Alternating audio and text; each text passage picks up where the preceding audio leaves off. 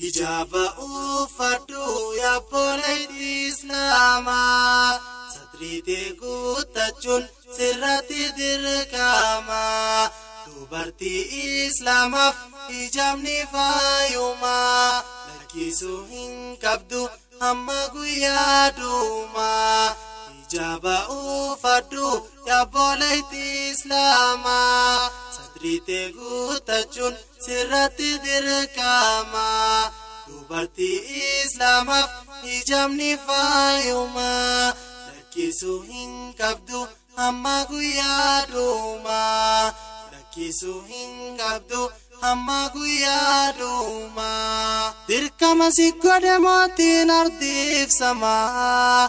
akka obsattartu qaama kee oomumaa meetti hojjedhu amrii rabbii keetii hijaba uffachuun waa baadaa miti boonseessi bareecha asliin hijabaati sirraahi mul'ata shi'aarri Islaamaati hijabni mallattoo dubartii Islaamaati hijaba lakkisuun mee akkamittaati boonseessi bareecha asliin hijabaati sirraahi mul'ata shi'aarri Islaamaati hijabni mallattoo dubartii Islaamaati hijaba lakkisuun mee akkamittaati hijaba lakkisuun mee akkamittaati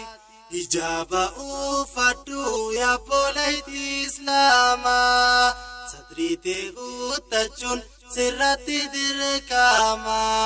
dubartii Islaamaaf hijabni faayumaa lakkisuu hin qabdu hamma guyyaa dhumaa hijaba uffadhu yaa obboleettii Islaamaa satriitee guuttachuun sirratti dirqama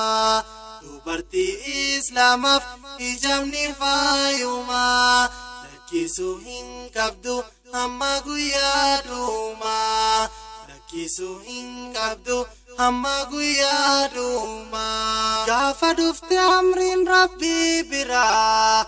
waa yerootiin fudhanne sahaabaarraa daddaffiin oolchan hojiirraa arrahoo maal taate obboleettii Islaamaa kan hijaba si dagachiise maalumaa qabsoon hijaba cimtee ni garra hijaba balleessuuf kuffaarri hiriira yaa obboleettii tiyya faallaa jaraa deemi hamma jirtu satriiteetiin booni qabsoon hijaba cimtee ni garra